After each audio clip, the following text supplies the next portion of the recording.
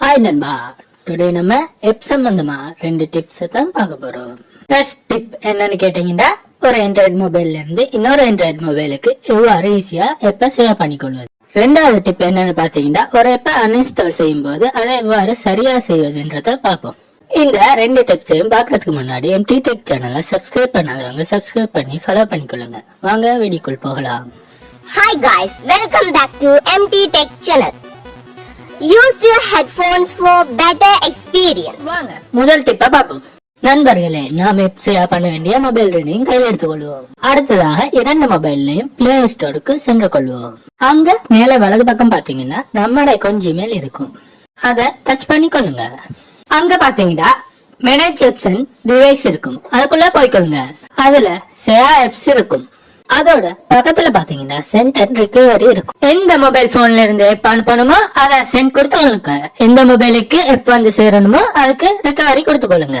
இப்போ நீங்க சென்ட் கொடுத்த மொபைல்ல எல்லா ஆப்பும் காட்டும். உங்களுக்கு சேவ் பண்ண வேண்டிய ஆப்பை மட்டும் செலக்ட் பண்ணி சேவ் பண்ணுங்க. அப்படி பண்ணும்போது சில பெர்மிஷன் கேட்கும். அதுக்கு எல்லாம் கொடுத்துக்கொள்ளுங்க. அடுத்தது ரிகவரி ஆக வேண்டிய மொபைலை பாத்தீங்கன்னா அங்க ரிகவரி கொடுக்கும் போது சில பெர்மிஷன் கேட்கும். அதை கொடுத்துக்கொள்ளுங்க. அடுத்து சென்ட் கொடுத்த மொபைல்ல பாத்தீங்கன்னா ரிகவரி எப்ப ஆக வேண்டிய மொபைல்ல நேம் காட்டும். அதை டச் பண்ணிக்கொள்ளுங்க. அங்கால ரிகவரி ஆக வேண்டிய மொபைல்ல ரிகவரி பெர்மிஷன் கேட்கும். அதை கொடுத்துக்கொள்ளுங்க. அதோட எப் சென்ட் ஆகி விடும். உங்க மொபைல் போன்ல வேகத்தை பொறுத்து எப் சென்ட் ஆகிற நேரம் கூடி குறையும். எப் சேவ் பண்ணி முடிஞ்ச அப்புறம் மேல வலது பக்கம் பாத்தீங்கன்னா டிஸ்கனெக்ட் இருக்கும். அதை கொடுத்துக்கொள்ளுங்க. அப்போ 2 மொபைலும் டிஸ்கனெக்ட் ஆயிடும். அப்புறம் பெக் வந்து கொள்ளுங்க. நீங்க இப்படி எப் சேவ் பண்றது மூலமாக எம்பி வேஸ்ட் ஆகாது.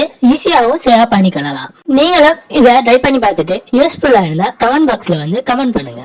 அதோட இந்த ட்ரிக் உங்களுக்கு பிடிச்சிருந்தா உங்க நண்பர்களுக்கும் ஷேர் பண்ணி விடுங்க. அவங்களுக்கும் யூஸ்ஃபுல்லா இருக்கும். வாங்க ரெண்டாவது டிப்பா பாப்போம்.